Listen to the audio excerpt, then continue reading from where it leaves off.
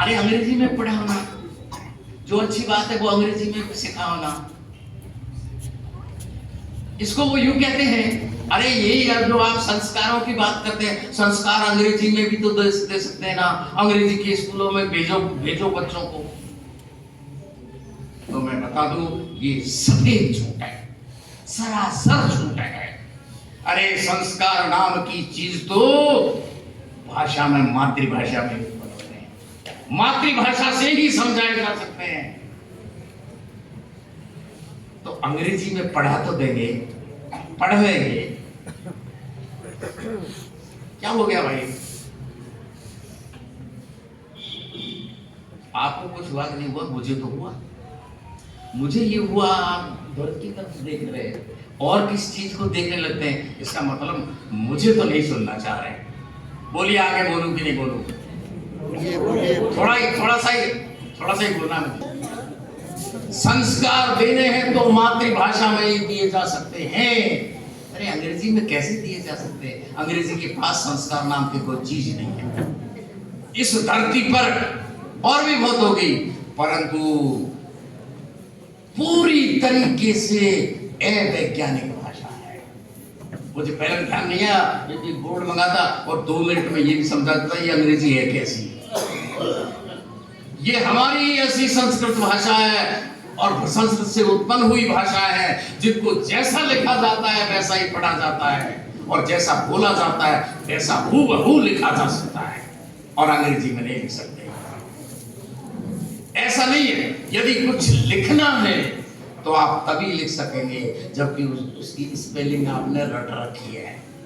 सार्वजनिक या सार्वभौम कोई तरीका नहीं है जिससे अंग्रेजी में कुछ बोलो और उसको लिख दो, है ही नहीं। और कुछ लिखा है उसको पढ़ना है तो आप तभी पढ़ सकते हैं सही जब उसका उच्चारण आपने रट रखा है। पूरी तरह है वैज्ञानिक भाषा है, उसमें कोई संस्कार नहीं है। ये सफेद झूठ है। अंग्रेजी पढ़ाओ में अंग्रेजी में संस्कार दे दो। इसको अंग्रेजी में भी कुछ लोग ऐसे बोलते हैं, हम तो ऐसे कहते हैं, हम या और लोग कहते हैं भाई रीड इंग्लिश, अंग्रेजी पढ़ो, लर्न इंग्लिश, सीखो, स्पीक इंग्लिश, बोलो English, but don't live English. लेकिन इंग्लिश तौर तरीके मत अपना, और इंग्लिश तौर तरीकों में संस्कार तो नहीं है भाई, संस्कृति तो नहीं है उनके पास, फिर उसको पढ़ने से कहां से आएंगे भाई? एक सफेद झूठ, एक दूसरा सफेद झूठ और बताता हूं आपको, बड़ा प्रचार कर रखा है हम लोगों को भी, अरे बहुत लोगों को भ्रमित कर रखा है। दुर्भाग्य की बात यह है कि बहुत पढ़े लिखे हैं उनको भी भ्रमित कर रखा है। वो कहते हैं अंग्रेजी में पढ़ोगे, अंग्रेजी माध्यम में पढ़ोगे तो ही कुछ बनोगे, नहीं तो क्या बनोगे, ऐसा वो कहते हैं। अब मैं बताता हूं क्या बनते हैं। अपने आदर्श विद्या मंदिरों में हिंदी माध्यम में ही पढ़ाया जा सकता है। अकेले राजस्थान की बात कर रहा हूं मैं, अकेले राजस्थान की। हमारे आदर्श विद्या मंदिरों में जो पढ़े हैं पहले हिंदी माध्यम में पढ़े हैं, राजस्थान में वो 100 से ज्यादा हमारे राजस्थान में वो अखिल भारतीय सेवाओं में चयनित व्यक्ति है, IAS कलेक्टर हैं, अभी है हमारे राजस्थान में है। आपके दौसा जिला में भी रहे जो हमारे विद्यालय में पढ़े, क्या नाम उनका, मुक्तानंद अग्रवाल, कलेक्टर रहे ना दौसा के। अरे हमारे आदर्श विद्या मंदिर में पढ़े, हिंदी मीडियम से करी, क्या 12वीं तक हायर सेकेंडरी जो थी वो सब।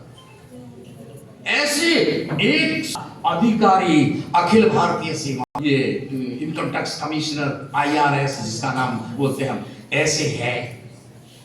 अब मैं आप पता करना जो राजस्थान में जन्मा है और अंग्रेजी माध्यम के किसी विद्यालय में पढ़ा है, कुछ बनाएंगे, पता करके बताना।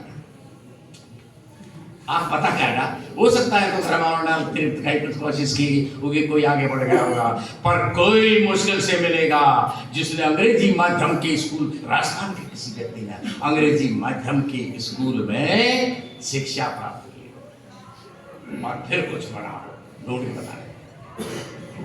मैंने ये बताया। इसके अलावा डॉक्टर, इंजीनियर, प्रोफेसर, ऐसे तो अकेले राजस्थान में भी डॉक्टर, इंजीनियर 10,000 से ज्यादा ऐसे मिल जाएंगे जो हमारे विद्यालयों में पढ़े हैं, यानी हमारे पूर्व छात्र हैं और बन गए और हिंदी माध्यम से पढ़े हैं। आज भी जो कोई मातृभाषा पहले सीखे और उससे पीछे अंग्रेजी सीखे, मातृभाषा के माध्यम से तो दूसरी भाषा सीखी जा सकती है और दूसरी भाषा उतनी ही सीखी जा सकती है जितनी वह स्वयं अपनी मातृभाषा जानता है। आप जितनी हिंदी जानते हैं,